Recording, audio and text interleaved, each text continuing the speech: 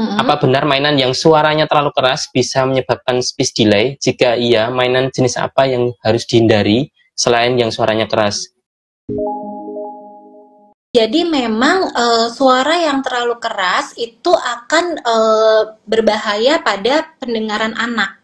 Jadi memang baiknya adalah pemberian suara yang lembut, tapi kalau dari mainan.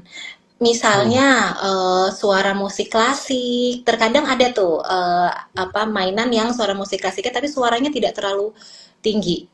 Nah, tapi kalau ngomong tadi, kalau orang tuanya yang ngomong nadanya ditinggikan boleh, tapi kan tidak akan sebesar, saya pernah tahu ada mainan helikopter yang ngung kayak gitu ya, itu bunyi terus, itu juga tidak baik buat anak, karena itu justru akan menyebabkan distraksi pada anak, jadi kayak dengerin suara itu terus malah nggak ada komunikasi antara ibu dan anaknya ketika bermain.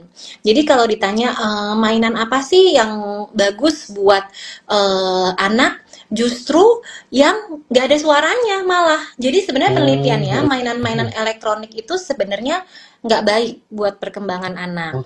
Kalaupun mau ada yang cuman buku, terus nanti ada suara sapi mo gitu kan, cuman mo gitu. Habis itu kalau kita nggak tekan udah selesai. Terus habis itu ada suara anjing guguk, kalau kita nggak tekan dia hilang. Itu kan suaranya pelan.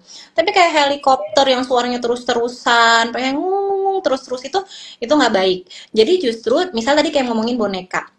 Boneka itu paling yang cuma nangis habis itu berhenti. Tapi kita yang mengkomunikasikan, kita yang ngobrol. Jadi justru tujuan mainannya itu cuma sebagai media buat kita jadi ada alat buat berhayal gitu. Jadi kayak, nih bayinya ya kasih minum, tapi yang ngomong kita. Jangan mainannya, karena kalau mainannya yang ngomong, itu akan pasif.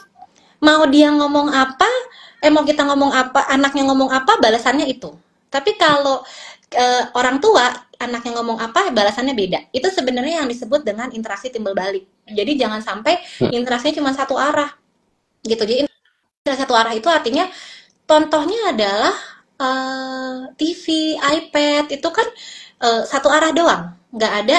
Jadi misalnya Miss Rachel nih kita. Nah, jadi mau kita anaknya nonton tapi anaknya berespon seperti apa, Miss Rachel akan terus merespon dengan yang sama, dia nggak akan merespon ke kita gitu. Jadi harus ada hubungan timbal balik saat bermain, interaksi antara caregiver dengan anaknya. Jadi paling bagus mainan yang nggak ada suaranya justru gitu.